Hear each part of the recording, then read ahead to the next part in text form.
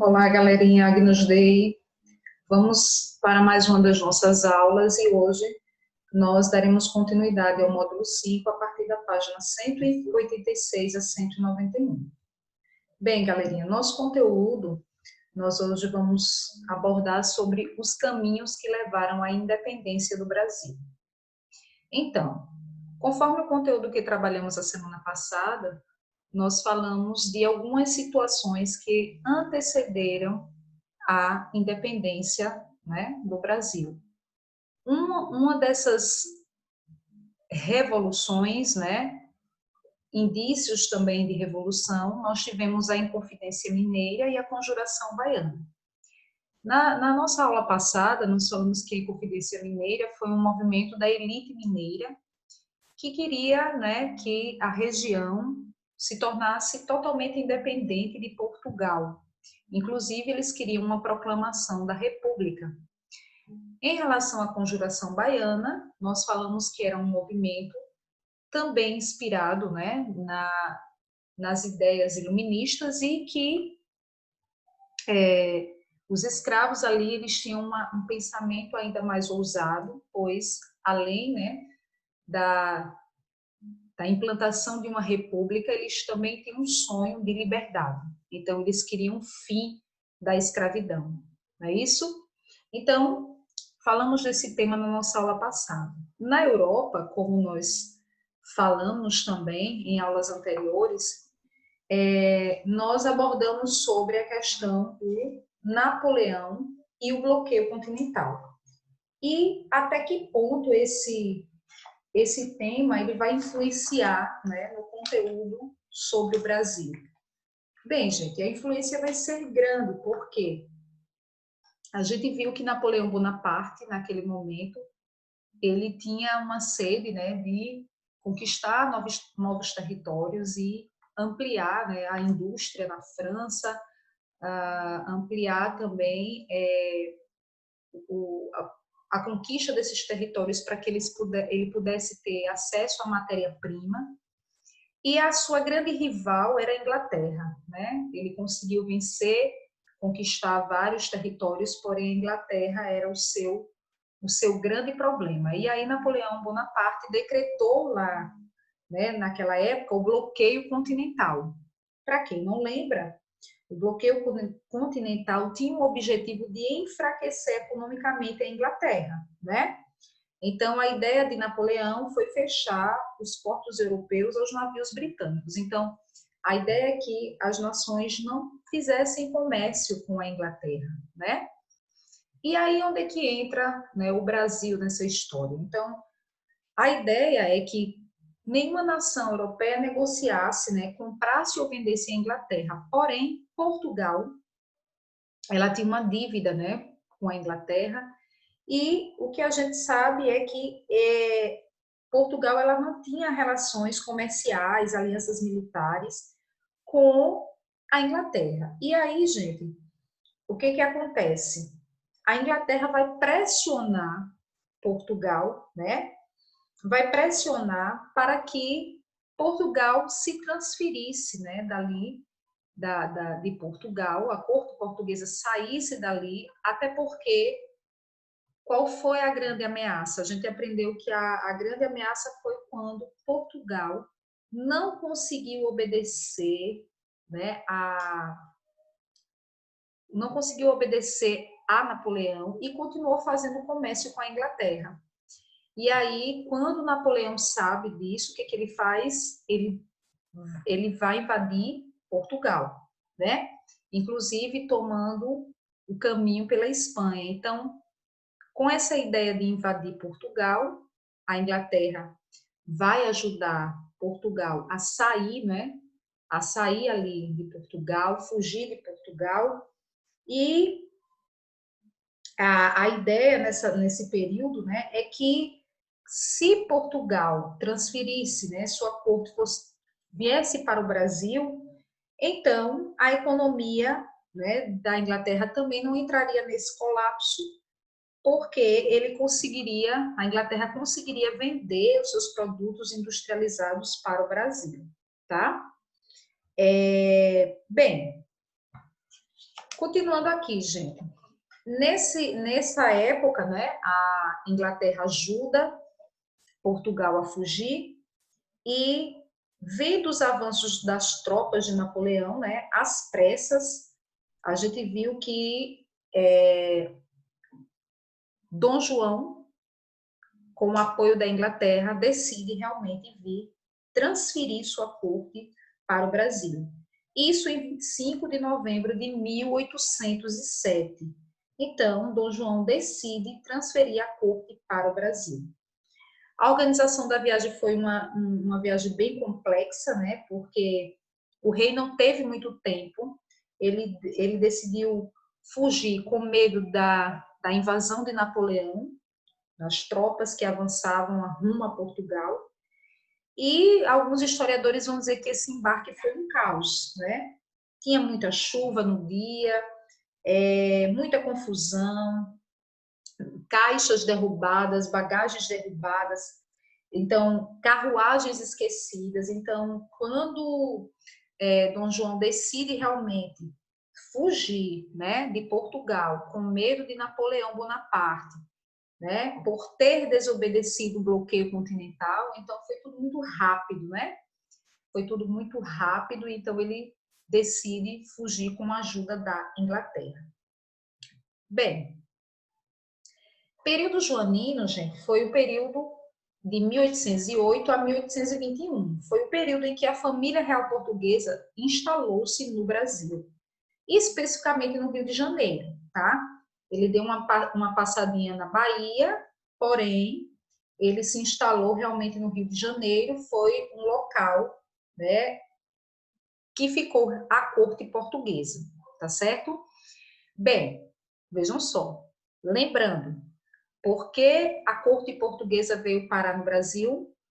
Por causa da desobediência de Dom João ao bloqueio continental.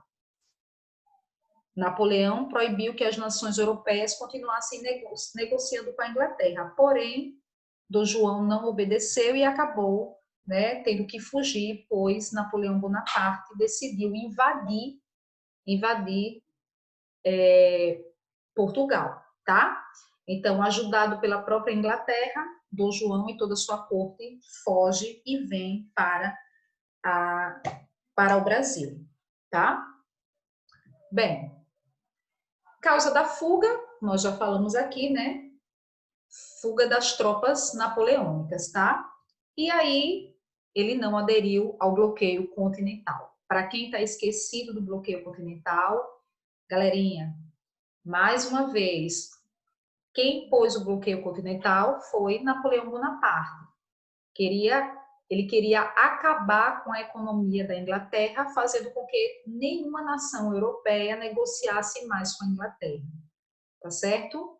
Porém, Portugal não obedeceu, pois ele tinha muitas dívidas com a Inglaterra e não podia obedecer a esse bloqueio e acabou que continuou a negociar com a Inglaterra, comprar e vender, até que Napoleão descobriu e aí Dom João teve que fugir às pressas de Portugal. Bem, naquele momento histórico, né, a única nação realmente aliada a Portugal era a Inglaterra. E aí as demais nações estavam dominadas pela França. Napoleão tinha dominado as demais nações e, né, a Inglaterra, na verdade, contou com aquela parceria de Portugal e Portugal realmente não podia dizer não à Inglaterra, certo? Olha só. Então, nós temos aí no mapa essa viagem aí. Vejam que Dom João e a corte passam ainda em Salvador, né? Os navios levaram a família real, ancoraram em Salvador antes de seguir para o Rio de Janeiro, tá? Então, foi uma viagem com uma parada em Salvador, depois ele realmente instalou-se com toda a sua corte no Rio de Janeiro. Bem, 1808 nós temos a abertura dos portos e o fim do pacto colonial. Gente, vamos lembrar que Portugal só negociava né? Brasil só negociava com Portugal, não é isso? Então, o Brasil, como uma colônia portuguesa, era obrigada a comprar e vender produtos a Portugal. Lembra disso? Isso era o pacto colonial. Então, o Brasil não podia comprar nem vender produtos a outras nações, exclusivamente compra e venda a Portugal. Isso era o pacto colonial. Então, assim que Dom João, né, deu uma paradinha ali na região de Salvador, ele decretou a abertura dos portos. O que que isso significou, gente? Assim, os portos brasileiros passaram a receber produtos de origem europeia sem eles terem obrigatoriamente de passar por Portugal. Então, isso quer dizer que, naquele momento, né, era o fim do pacto colonial. Mas como a única nação amiga, né, a única nação amiga de Portugal naquele momento era a Inglaterra, a gente vai perceber que os produtos que chegam ao Brasil são produtos da Inglaterra, são produtos ingleses, tá? Com esse decreto, portanto, terminava aquele monopólio comercial da metrópole sobre a colônia. E aí, isso aconteceu quando Dom João deu uma paradinha lá em Salvador e decretou essa abertura dos portos. Lógico que ele decretou a abertura dos portos às nações amigas, mas quem era a única nação amiga de Portugal naquele momento era a Inglaterra, tá, gente? Então, a Inglaterra tinha um jogo de interesses também e, né, Portugal não poderia negar esse acordo, né, à Inglaterra. E o que que acontece? Quando Dom João sai de Salvador, né, com sua corte, ele dirige-se para o Rio de Janeiro e em meio à grande festa, uma grande festa, né? Dom João se instala no Rio de Janeiro e ele é recebido com festas, tá, gente? Muita, muita festa ali no Rio de Janeiro. Bem, olha só. Ali por volta de 1810, nós já estamos aqui falando do período joanino, nós vamos ter um outro tratado importante, tá? Mas antes de falar desse tratado importante, eu gostaria de falar para vocês que foi o momento da chegada da corte portuguesa ali no Rio de Janeiro, era um momento de muita alegria, muita novidade, muita festa, certo? E assim que ele chegou no Rio de Janeiro, a corte portuguesa chegou no Rio de Janeiro, o Brasil ele vai se tornar a sede do Império Português, tá? Isso era importante naquele momento, sim. E, gente, imagine, o Rio de Janeiro vai receber cerca de 15 mil pessoas que precisavam de acomodações, precisavam de casa, precisavam de um ambiente, né, para se instalar. E aí, o que que acontece? Muita gente ficou lisonjeada, muita gente ficou alegre com a chegada da corte portuguesa, porém, onde colocar tanta gente? Então, o Rio de Janeiro não estava preparado para receber todo aquele povo. E aí muitos cariocas começaram a perder as suas casas. Houve uma desapropriação, tá? Então, assim como algumas pessoas começaram a perder suas casas, eles também perdiam todo o seu mobiliário, os seus escravos, e eles não eram indenizados. Então, para vocês terem uma ideia, essas casas desapropriadas receberam do governo uma inicial, duas iniciais, né, que era o PR, que PR significava Príncipe Real. Só que o próprio povo começou a traduzir aquilo de forma diferente e começou a dizer que o PR significava ponha-se na rua ou prédio roubado. Por quê? Como não tinha espaço para todo mundo, tá? Ele desapropriou várias casas e disse, olha, tira para que a minha corte, né, possa ter onde morar. E aí essas pessoas acabavam perdendo sua casa, seu mobiliário e eram retiradas à força, não tinham nenhuma indenização. A casa recebia um nome de propriedade príncipe real ou propriedade real e acabava que as pessoas se sentiam lesadas, né? Começaram a perder tudo e eram colocadas na rua, certo? E, né, muita revolta, porque o Rio de Janeiro não tinha uma estrutura suficiente para receber toda aquela corte. Então, imagine que 15 mil pessoas era muita gente para um ambiente que não estava preparado com residências, moradias para receber toda aquela corte, certo? Então, imagine aí que muitas pessoas perderam suas casas para que a corte, né, pudesse ter um ambiente para morar, tá?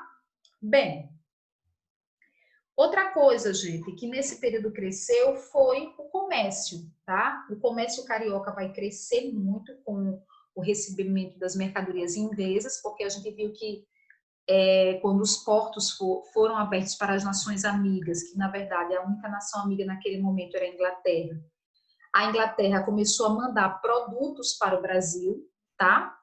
Então, produtos de todos os estilos, para todo gosto.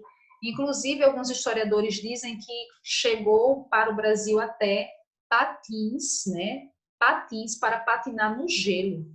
Então, aí as pessoas, mas por quê? Porque, na verdade, com tanta ânsia de vender, né, eles não tinham, talvez, nem conhecimento, né, sobre o clima do Brasil, então vinha uma mercadoria que para aqui não serviria de nada. Então, assim, o comércio recebeu todo tipo de mercadoria em razão da abertura dos portos. E a maioria dessas mercadorias, óbvio, que vinha da Inglaterra, tá? Em 1810, a gente vai ter os tratados de comércio com a Inglaterra. Era um tratado de aliança e amizade, proibição da Inquisição no Brasil, e a Inglaterra também pediu o fim gradual do tráfico negreiro. Também fizeram um tratado de comércio e navegação, onde as tarifas alfandegárias seriam reduzidas para os produtos ingleses. Então, para vocês terem uma ideia, esse tratado de comércio e navegação estabeleceu que para qualquer outro país ele pagaria um imposto de 24% para trazer seus produtos para o Brasil. A Inglaterra só pagaria um imposto de 15%. Inclusive, Portugal pagava até um imposto maior, seria um imposto de 16%.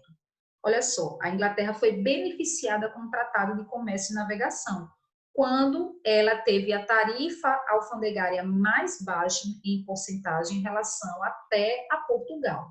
Os demais países pagariam 24%, Portugal 16% e a Inglaterra, né, incidiria um imposto de 15%. Então, esse tratado, né, foi estabelecido para beneficiar realmente a Inglaterra. Então, essa aliança materializou-se por meio de uma assinatura, né, no ano de 1810, tá? Tratado de Aliança e Amizade, que vai querer o fim gradual do tráfico negreiro, a proibição da Inquisição, e o Tratado de Comércio e Navegação, certo? Esse Tratado de Comércio e Navegação, vocês não podem esquecer que a Inglaterra, ela pagava o menor imposto sobre produtos, que era um imposto de 15%, tá? Bem, então, gente, aí nós vamos ter, nesse período que Dom João está no Brasil com toda a sua corte, algumas realizações, tá? Algumas realizações de Dom João. Uma delas foi a permissão para a produção de manufaturas. O que isso significaria, gente? Que o Brasil poderia abrir os seus primeiros negócios que pudessem fabricar seus produtos. E isso revogaria um alvará que foi assinado pela Dona Maria I, né, em 1763, que não dava nenhuma liberdade para que o Brasil tivesse nenhuma indústria, nenhuma manufatura. Porém, né, essa permissão de que o Brasil tivesse manufaturas não vai dar certo, por quê? Porque o Brasil né, as manufaturas iam concorrer com os produtos ingleses, que eram produtos de muito boa qualidade, né, e os produtos brasileiros não tinham como, né, concorrer com o produto inglês. Então, assim, mesmo ele permitindo que o Brasil tivesse manufatura ou as primeiras indústrias, isso não vai dar certo, esse plano, essa permissão vai ficar frustrada por causa da concorrência com os produtos ingleses, que eram produtos bons, produtos de muita qualidade, tá? Bem, outro fato importante que eu preciso destacar com vocês é que o Rio de Janeiro ele vai se modernizar muito, né, para atender às exigências da corte portuguesa. Por exemplo, uma das coisas que a gente precisa destacar é o uso de cadeirinhas, seges e berlindas, carruagens também, para que, né, pudesse transportar também pessoas, tá? Então, vocês vão ter aí um material extra para vocês lerem um pouco mais sobre isso, tá bom? Bem, então, outra permissão importante foi a construção de uma academia militar. Ele permitiu a construção da Casa da Moeda, do Banco do Brasil, certo? Lembrando que o Banco do Brasil, ele serviu para regulamentar as importações e exportações. Então, a partir de 1808, o Brasil pôde ter uma Casa da Moeda, pôde ter um banco também, que é o conhecido Banco do Brasil. Outra criação de Dom João, quando chegou aqui com sua corte, foi uma imprensa régia. Então, ele permitiu que o Brasil tivesse a sua uma imprensa, né, ali no Rio de Janeiro, lembrando que era uma imprensa que trabalhava realmente para o governo. Então, era uma imprensa que estava exaltando os feitos de Dom João naquele momento, todo o seu trabalho. Então, era uma imprensa que era voltada realmente para as obras, o trabalho da corte portuguesa, tá? Também traziam notícias de fora, mas isso para o Brasil era uma inovação ali para a região do Rio de Janeiro, pois instalava-se uma imprensa régia, tá? Bem, outra novidade também foi a permissão da criação de uma biblioteca real. Também a criação da primeira escola de medicina na Bahia e no Rio de Janeiro, um teatro, tá? O Jardim Botânico, vocês estão vendo aí nessa imagem algumas palmeiras imperiais ali do Jardim Botânico. Certo, gente? Então, foram algumas novidades, né, ali no Rio de Janeiro, com a chegada da corte portuguesa, mas lembrando que todas essas novidades visavam garantir para o governo aquilo que ele tinha em Portugal. Então, ele queria manter, né, a arte, a cultura, um pouco do envolvimento com a economia, tudo que ele, né, tinha de estrutura em Portugal, ele quis trazer essa estrutura ali para o Rio de Janeiro, onde estava instalada a corte, né, a sua corte. Bem, aí nós vamos ter algumas consequências sociais da instalação da corte no Brasil. Então, você vai ter muitos costumes importados da Europa, no Rio de Janeiro, né? Você vai ter um alto custo de vida, você vai ter um crescimento da população do Rio de Janeiro, você vai ter uma urbanização, a criação dos primeiros cargos públicos, porque, né, Dom João trouxe muita gente, trouxe 15 mil pessoas, então ele precisava ocupar esses nobres que vieram com ele, né, nessa viagem. Então, para ocupar esse povo que veio com ele, né, para dar uma ocupação, esses nobres tiveram alguns cargos públicos que foram criados pelo próprio Dom João, tá? Ele também distribuiu alguns títulos, ele apoiou, né, veio também o apoio aos proprietários rurais locais. Ele aumentou também impostos para financiar as despesas da corte. Então, manter uma corte, né, que veio com 15 mil pessoas, então ele precisava aumentar os impostos para que pudesse financiar essas despesas. Isso não ia sair do bolso, né, de Dom João, ele realmente aumentou os impostos para que pudesse manter essa corte. Bem, gente, outro ponto que a gente precisa destacar também, com a chegada de Dom João ao Rio de Janeiro, é que em 1815, ele queria garantir a sua participação lá no Congresso de Viena, tá? Em 1815, Dom João ele queria garantir que ele pudesse participar do Congresso de Viena. Ele não estava em Portugal, lembrem que ele tinha fugido de Portugal.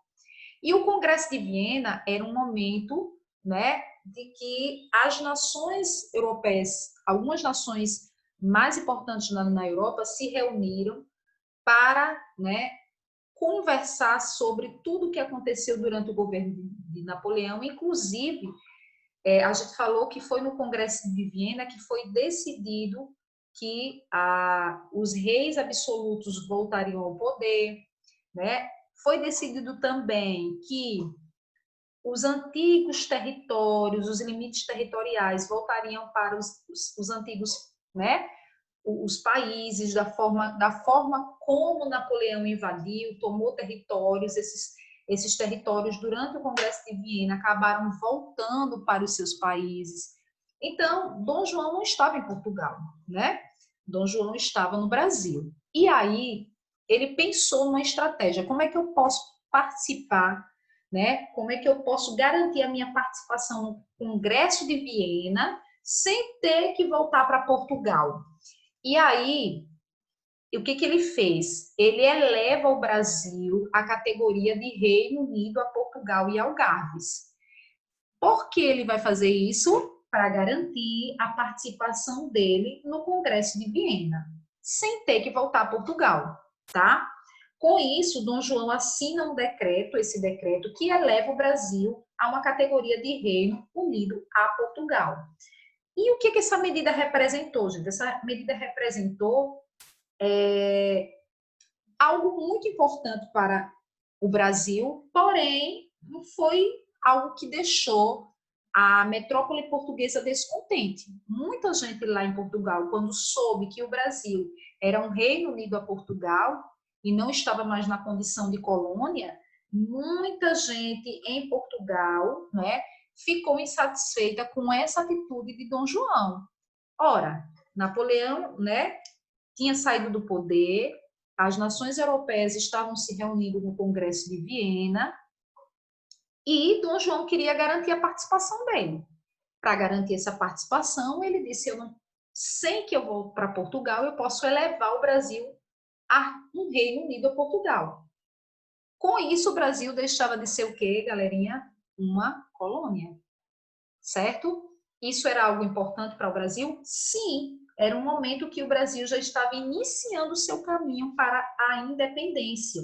O Brasil estava dando um pontapé inicial para uma independência política, né? Pois, quando ele leva o Brasil à categoria de Reino Unido a Portugal, o Brasil, né, perde a sua condição de colônia. O Brasil deixa de ser uma colônia, tá? Então, esse ponto aqui é preciso que vocês lembrem, tá? Em 1815, quando o Brasil é levado à categoria de Reino Unido a Portugal, o Brasil deixa a sua condição de colônia. Bem, outra atitude de Dom João enquanto esteve no Brasil foi trazer, no ano de 1816, a missão artística francesa ao Rio de Janeiro. Então, essa missão artística francesa, ela era composta de cientistas, arquitetos, pintores, escultores, tá? E um deles que é bem conhecido é o Jean-Baptiste Debré, ou Debré, né? Então, esses artistas, eles registraram, né, sob o olhar europeu, momentos, né, do Brasil. Inclusive, Debré, com seu olhar, né, europeu, ele pintou, né, momentos do cotidiano brasileiro em pleno século XIX. Então, algumas obras que a gente tem nos livros didáticos, algumas pinturas, né, que a gente tem de Debré foram momentos do cotidiano, né, momentos que ele visualizou no dia a dia ali e deixou registrado isso por meio de pinturas, tá? E Debré foi um dos artistas que veio com a missão artística francesa para o Rio de Janeiro. Bem, continuando aqui. Aí nós vamos falar um pouquinho da política externa, né? Vamos destacar aqui. O que acontecia, né, nesse período? O Brasil estava ali num momento que deixava de ser uma colônia, se tornou um Reino Unido a Portugal, e externamente o que estava acontecendo? Bem, gente, ali por volta de 1817, houve a invasão da Guiana Francesa. Essa região ela foi devolvida em 1817 para a França. Como é que isso aconteceu? Essa anexação da Guiana Francesa foi, na verdade, uma represália contra Napoleão, tá? Porque Napoleão invadiu Portugal e aí essa região foi invadida, né, por Portugal e foi tomada por Portugal. E aí, quando Napoleão foi derrotado definitivamente, Dom João acabou devolvendo esse território para a França, aí por volta de 1817, tá? Dentro do princípio da legitimidade, vamos lembrar, gente, que lá no Congresso de Viena, o princípio da legitimidade trouxe também, né, a devolução de territórios tomados por Napoleão para os seus países, né? E esse princípio de legitimidade também fez com que Portugal devolvesse essa região para a França, certo? Bem, e aí nós temos também 1816 a anexação da província da Cisplatina, que essa província de Cisplatina, né? O que era, o que aconteceu aqui, gente? Olha só. Bem, ali por volta de 1821, gente, houve muitas batalhas das tropas de Dom João e eles dominaram essa região aí, essa região que hoje é o atual Uruguai, e essa região foi anexada ao Brasil. Então, o que a história nos diz é que o Uruguai, por um período da história, enquanto Dom João, né, estava no Brasil, essa região pertenceu ao Brasil, tá? Com um nome diferente, não era com o nome de Uruguai, era com o nome de Província de Cisplatina. Então, a Província de Cisplatina, que é o atual Uruguai, pertenceu por um tempo ao território brasileiro, tá? Bem, isso porque Dom João estava concretizando um velho sonho, né, de ter acesso sobre a região sul do Brasil para garantir o livre acesso às regiões do Mato Grosso pelos rios da Bacia Platina. Bem, e aí o que acontece? Essa ambição imperialista ela vai incentivar o surgimento de um clima de instabilidade política entre Brasil e Argentina. E Brasil e Argentina disputaram essa região por muito tempo, né? A região da Bacia Platina.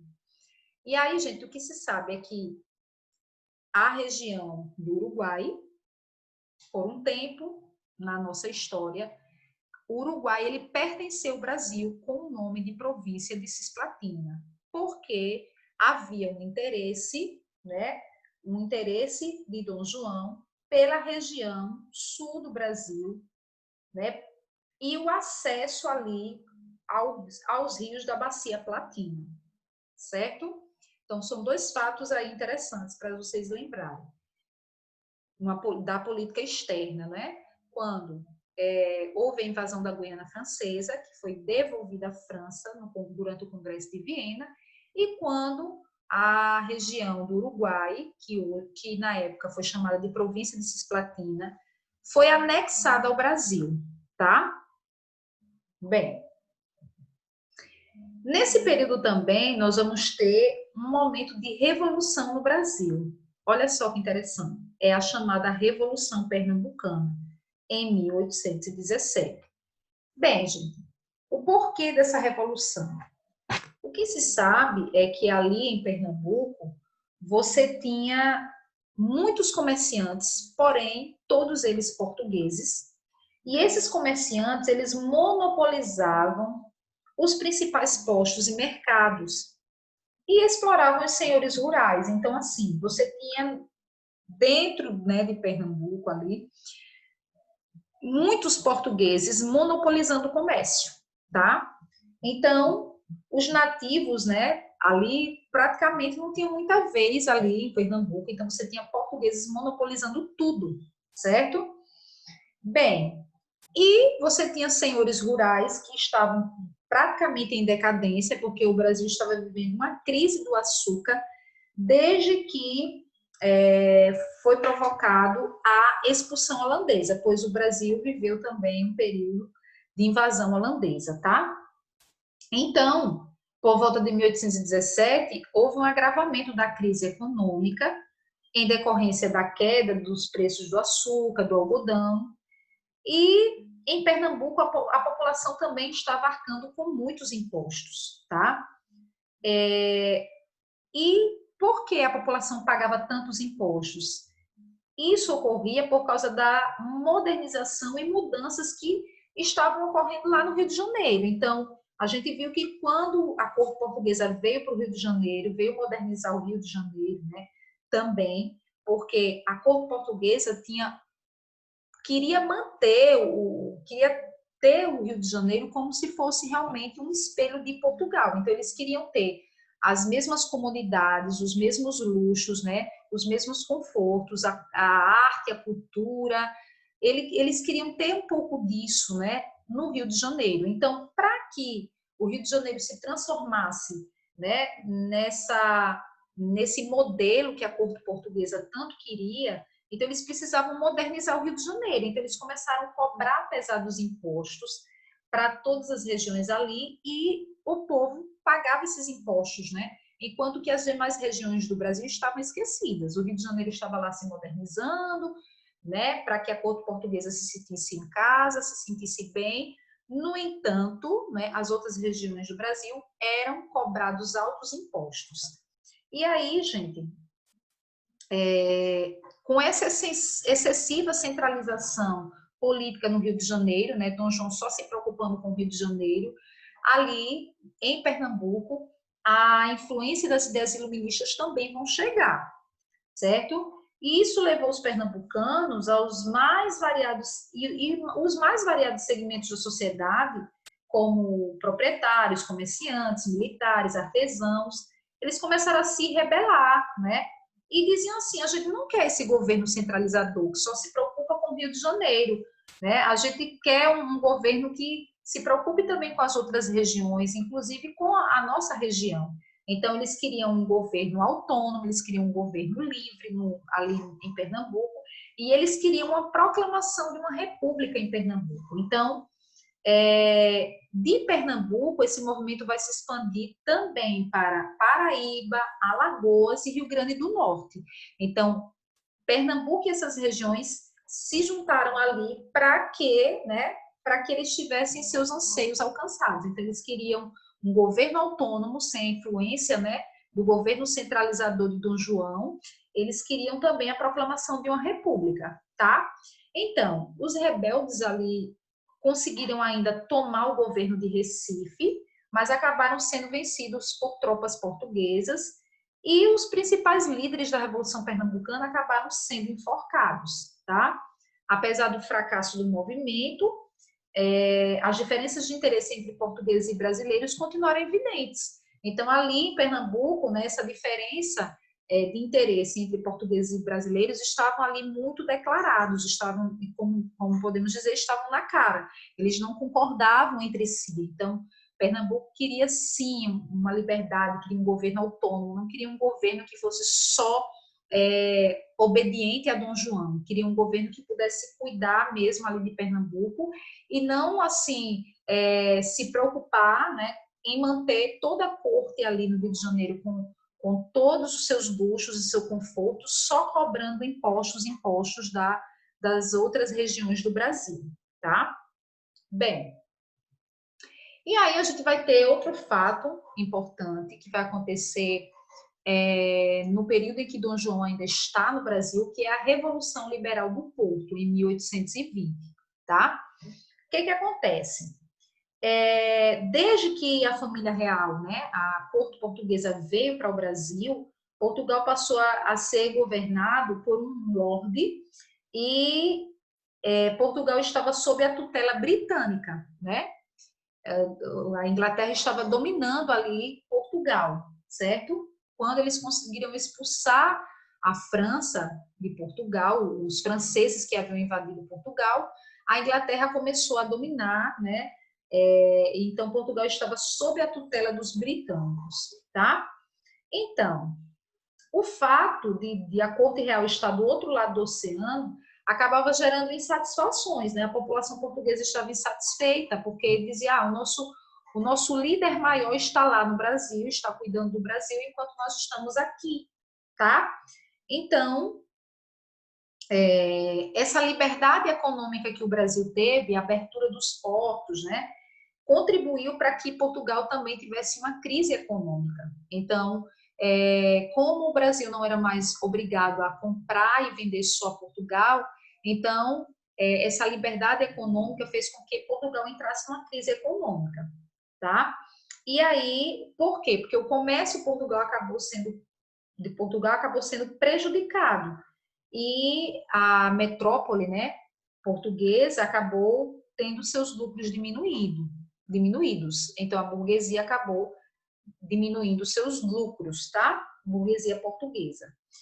E aí, lá por volta de 1820, na cidade do Porto, tá, galerinha? Essas insatisfações acabaram explodindo. Muita gente não aguentava mais a situação, né? Portugal sob o domínio britânico, Portugal vivendo uma crise econômica, e aí esse movimento, a Revolução Liberal do Porto, também foi inspirado nas ideias iluministas, tá? O que aconteceu aí? Nós vamos ter os objetivos do movimento. Esse movimento dizia que Dom João precisava voltar ao Brasil. Eles queriam a volta de Dom João ao Brasil. Uma coisa também que eles exigiram é que eles dizem assim, Dom João volta, mas ele tem que obedecer agora a uma Constituição. Eles queriam uma monarquia constitucional, eles não queriam mais um governo absoluto, tá? Então, a Revolução ali pedia por uma monarquia, mas uma monarquia agora constitucional, certo? Eles também queriam liberdade política, eles queriam livre comércio. Outro ponto também é que eles queriam que o Brasil voltasse a ser uma colônia. Eles queriam de volta aquele pacto colonial. Lembrem que quando o Brasil foi elevado a Reino Unido, a Portugal, o Brasil deixou de ser colônia, né? E que também o Brasil, quando teve os seus portos abertos para as nações amigas, foi o fim do pacto colonial. Mas aí eles queriam, na verdade, que o Brasil voltasse a ser uma colônia, eles queriam a recolonização do Brasil, tá? E aí, por volta de 1821, sob uma forte ameaça de proclamação de uma república, Dom João decide voltar para Lisboa, porque ele estava com medo de perder o trono. Então, para preservar o trono, para se ver livre da pressão inglesa, né, que também almejava seu retorno, ele decide voltar para Portugal. Então, olha aí, em 1821, sob a ameaça da proclamação de uma república, Dom João VI retorna a Portugal para preservar o seu trono. Porém, ele não queria deixar o Brasil, né, sem a influência portuguesa, sem um líder português. Então, ele deixou aqui no Brasil Dom Pedro como príncipe regente. Então, ele vai deixar seu filho, né, o seu herdeiro, como príncipe regente, que vai continuar no Brasil enquanto ele vai para Portugal, volta para Portugal para resolver toda essa problemática, né, que foi gerada pela Revolução Liberal do Porto. Então, com o retorno do rei, gente, a Portugal, a corte portuguesa começou a exigir, né, a restauração desse pacto colonial. Eles queriam também que Dom Pedro voltasse a Portugal, então foi muita pressão, tá? Eles queriam também que o Brasil deixasse de ser um Reino Unido a Portugal, né? Quando o Brasil tornou-se, na verdade, Reino Unido a Portugal, o que vai acontecer? O Brasil deixa de ser uma colônia, né? Isso não deixou, né, a metrópole satisfeita. Eles estavam lá sem o seu rei, sem o seu líder, e agora o Brasil não era mais uma colônia. Então, isso gerou uma insatisfação muito grande para a metrópole portuguesa. Bem, aí nós vamos falar um pouquinho agora, para finalizar, sobre a regência de Dom Pedro e a proclamação da independência do Brasil, tá? Então, lá em Portugal, como eu disse a vocês, as cortes portuguesas tentavam recolonizar o Brasil, tentavam fazer com que o Brasil voltasse a ser uma colônia, né? O Brasil voltasse a ser uma colônia e deixasse, né, a sua condição de Reino Unido a Portugal. Outra exigência era a volta de Dom Pedro a Portugal. Como eu disse a vocês, eles exigiam a volta, eles exigiam o retorno de Dom Pedro a Portugal. Bem, aí, gente, em janeiro de 1822, Dom Pedro acaba desobedecendo as ordens de retornar imediatamente a Lisboa, porque vem uma ordem de lá dizendo, né, seu pai dizendo que ele precisava voltar.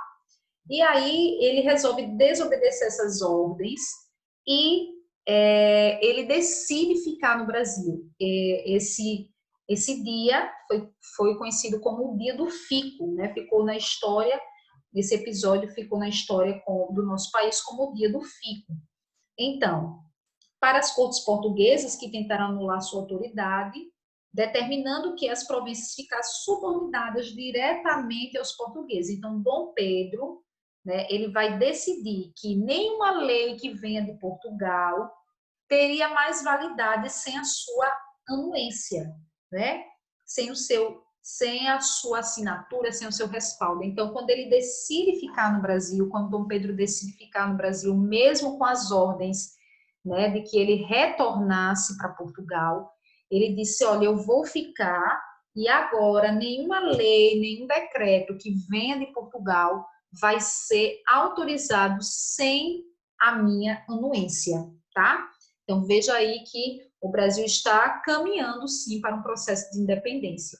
Desde o momento que o Brasil foi elevado a um Reino Unido a Portugal, agora no momento em que o Brasil tem ali Dom Pedro, né, como líder, dizendo que não volta para Portugal e que as leis de Portugal não vão ter mais poder sobre o Brasil. Então, você tem aí todo um processo, todo um caminho para que o Brasil se torne independente de Portugal. Bem, nesse contexto também, gente, a gente vai ter o surgimento de dois grupos antagônicos, quer dizer, dois grupos contrários, que é o Partido Português e o Partido Brasileiro. O Partido Português ele era formado por comerciantes, militares, que declararam fidelidade à metrópole. O Partido Português se declarava fiel à metrópole, tá? E apoiava que o Brasil tivesse de novo o fechamento dos portos, né? E queria o retorno daquela política de monopólio, onde o Brasil só poderia negociar com Portugal.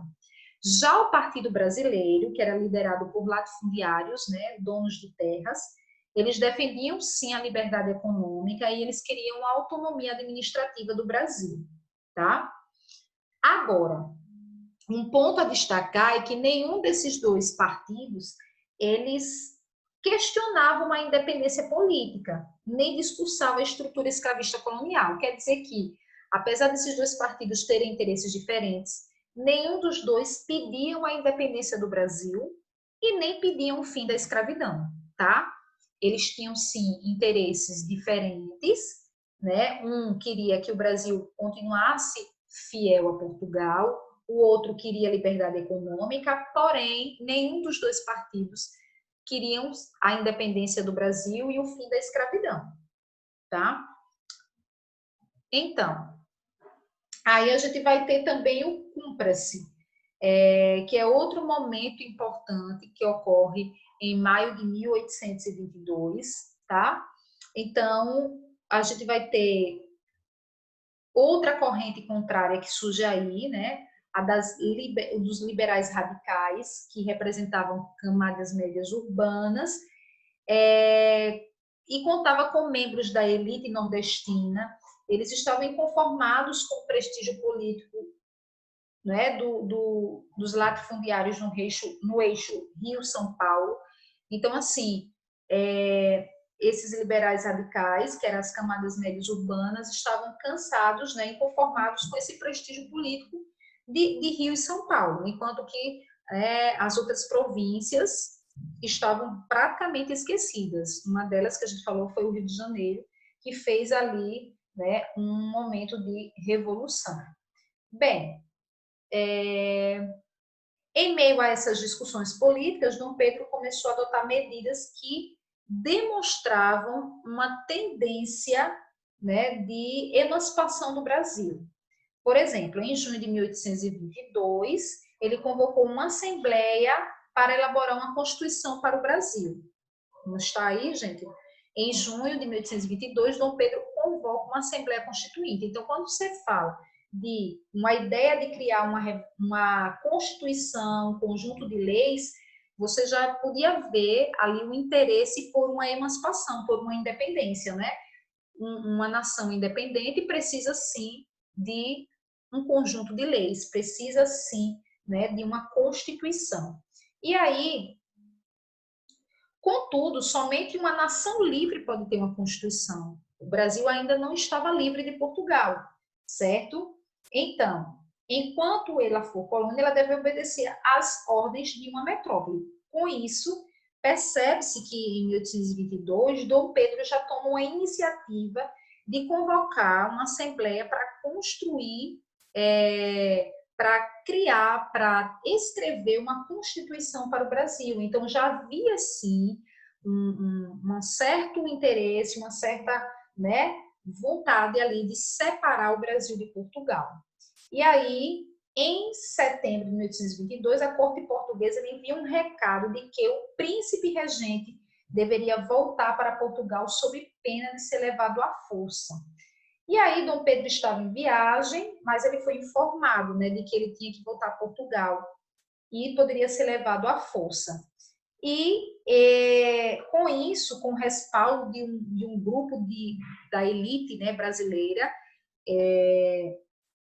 ele recebe esse intimato em 1822 e diz assim, olha, você vai ter que voltar a Portugal, senão você vai ser levado à força. Então, junto com a elite brasileira, ele decidiu declarar a independência do Brasil em 7 de setembro de 1822, tá? E aí, quando ele declara a independência do Brasil, Dom Pedro ele passa a ser imperador sob o título de Dom Pedro I. E aí nós vamos ter o início do período imperial, que vai durar, gente, até 1889, tá? Bem, galera, em dezembro de 1822, Dom Pedro vai ser coroado como Dom Pedro I, tá? Mas é importante ressaltar, perceber que a independência política do Brasil ela não vai alterar significativamente as condições existentes. Então, você vai ter a independência do Brasil, porém, você não vai ter o fim da escravidão. O Brasil continuou sendo um país agrário, a gente não vai ter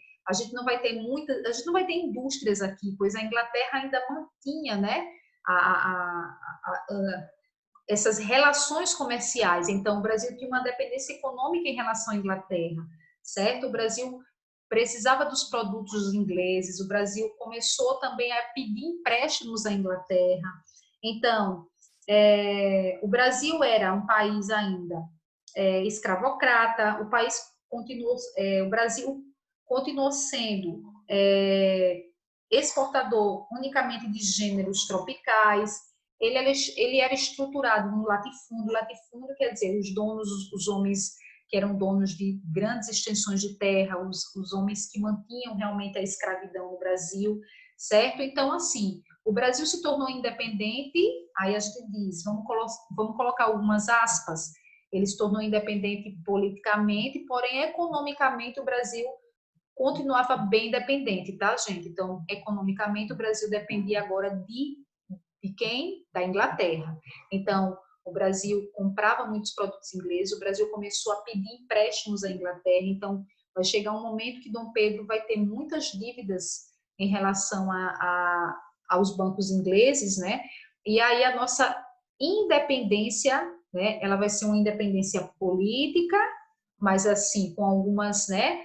Com algumas aspas aí, e o Brasil vai continuar dependente economicamente, sim, tá? Então, para o historiador Caio Prado, ele diz assim que o Brasil ele foi independente por meio de um arranjo político. A independência do Brasil foi um arranjo político decorrente de manobras, tá? Na verdade, eram manobras que queriam afastar o príncipe, o Dom Pedro, da influência das cortes portuguesas. Então, assim, no Brasil, a nossa independência não teve uma participação da população, não teve luta, não teve guerra. Então, você vai ver que em outras nações que se tornaram independentes, você vai ver que há uma participação da população, você tem guerra, você tem luta.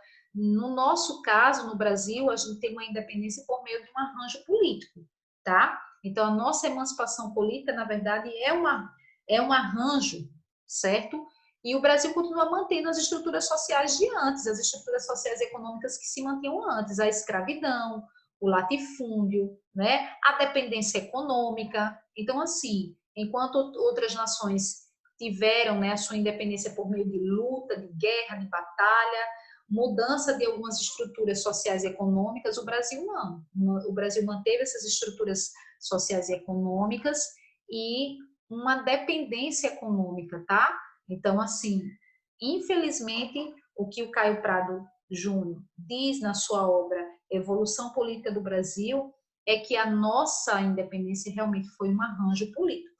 Então, como eu disse a vocês, ó, o Brasil manteve o latifúndio, a agroexportação e a monocultura, né? Você vai ter aí, você não vai ter uma diversidade de cultura, você vai ter uma monocultura e o escravismo, né? O Brasil continua plantando a cana, né? Em algumas regiões o algodão, mas você vai ter aí uma estrutura que é o chamado sistema de plantation, né, gente, que a gente já falou, né, desde o ano passado, que era a estrutura do grande latifúndio, da plantação de uma única cultura e a manutenção do escravismo, tá?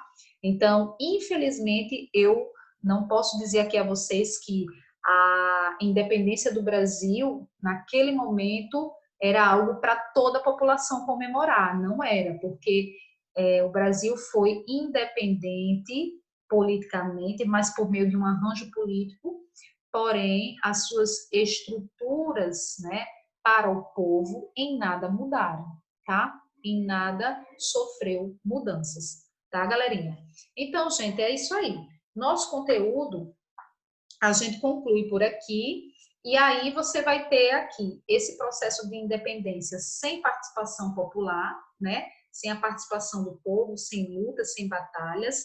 Você vai ter uma aliança circunstancial de interesses de Dom Pedro e das elites brasileiras, porque as elites brasileiras queriam manter os seus privilégios e pensaram que mantendo Dom Pedro aqui, eles poderiam manter esses privilégios. E foi assim que aconteceu, tá?